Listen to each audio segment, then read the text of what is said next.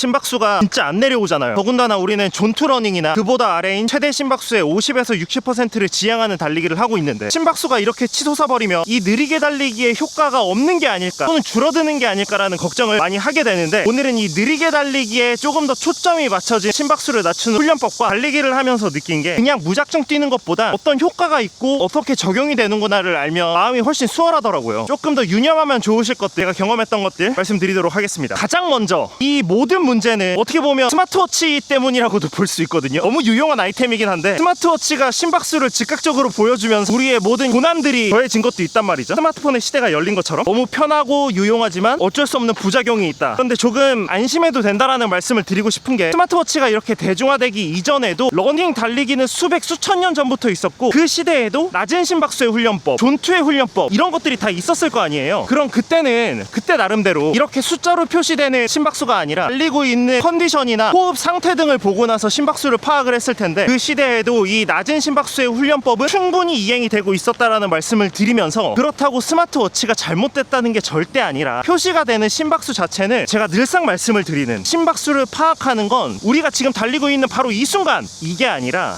운동을 시작하고 이 운동 강도가 어느 정도 지속이 되겠다라는 걸 심장, 내 몸 전체가 파악을 해서 적정량의 에너지를 예비치까지 전달을 할 수 있도록 항시 준비 태세인 심장이 보내는 게 심박수입니다. 즉 미래까지 철저하게 준비를 해놓은 게 심박수이기 때문에, 내가 지금 아무리 천천히 느리게 그리고 여유있게 달리고 있어도 심박수는 높을 수밖에 없다. 그리고 또 하나, 계절적으로 지금 이런 여름에는 실질적으로 심박수가 높을 수밖에 없습니다. 온도와 싸워야 되니까, 내 몸이 이 온도에서 지켜내야 되니까 더 많은 에너지를 쓸 수밖에 없다는 것도 한 번 더 유념을 해보시면 좋겠습니다. 단적으로 슬로우 조깅 안에서만 또 하나의 예를 덧붙이자면, 올바른 슬로우 조깅을 만드는 구성 요소, 보폭, 심박수, 케이던스, 페이스, 그리고 마지막 리듬까지, 여기에서 심박수가 조금 벗어나더라도 나머지 것들이 안정적으로 유지되어 있으면 그 효과는 충분히 고스란히 뛰고 있는 상태에서 다 가지고 올 수 있다는 것도 기억을 하시고 한 번 더 안심을 하셨으면 좋겠고, 근데 반면에 우리가 인정을 해야 되는 건, 심박수의 훈련법, 심박수의 안정을 찾는 건 꾸준히 달리면 언젠간 되는 게 맞긴 하지만, 더욱더 효율적인 건 빠르게 뛰기, 빠른 달리기에서 주로 하고 있는 훈련법이 인터벌이라든지 어필 훈련법이 맞기는 합니다. 너무나 당연한 게, 심박수를 계속해서 빠르게 낮게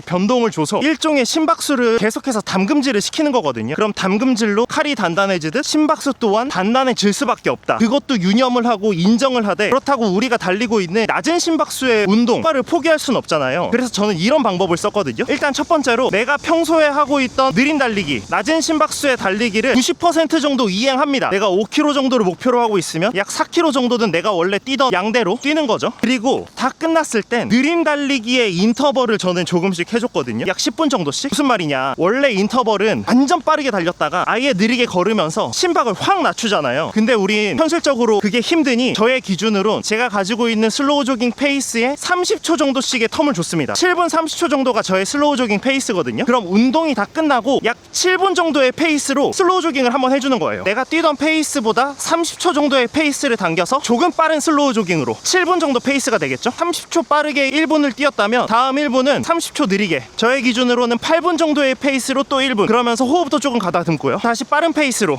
7분 페이스로 1분, 조금 더 꾹꾹 누른다는 느낌으로 다시 30초 느린 페이스로 1분, 호흡을 조금 가다듬으면서 이런 식으로 2분, 이렇게 2분을 한 세트로 총 5번, 그러면 약 10분이 되잖아요. 운동이 다 끝나고 마무리 운동으로 보조 운동처럼 이런 훈련법을 따로 갖춰줬습니다. 심박수에 대한 훈련은 역시 심박수를 계속해서 변화를 주는 게 최고거든요. 그래서 또 하나 활용했던 훈련법은, 약식으로나마 이런 언덕길 훈련을 하는 건데, 뛰어 올라옵니다. 그런데 너무 슬로우 조깅보단 그냥 편하게 뛰는 느낌으로, 그리고 다시 호흡 가다듬기.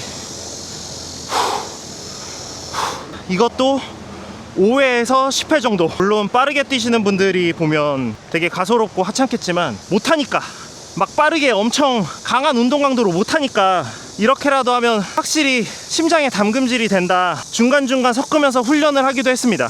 이 두 가지 때문에 심박수가 무조건 내려왔단 아니지만, 원래 내가 뛰던 것에서 마무리 운동으로 섞어주면 쓰지 않던 근육들, 특히 언덕길 올라갈 때, 그리고 조금이라도 속도를 올렸을 때 쓰지 않는 근육들도 쓰여지고 심장이 나름대로 요동을 또 치거든요. 그렇게 나름의 전력 질주를 하지 않는 달리기를 많이 하니까 이렇게 두 가지 훈련법만이라도 중간중간 섞어주시면 이 심박수에 대한 고민, 건강하자고 좋으려고 하는 달리기에서 스트레스가 되고 있던 심박수를 조금이나마 훈련도 하면서 무엇보다 중요한 마음의 위안까지 얻으실 수 있겠습니다. 꾸준히 달려보시고 잘 뛰는 것도 좋지만 더운 여름엔 너무 뜨거운 시간대 피하시고 너무 과한 운동 피하시고 구독과 좋아요도 부탁드리고요.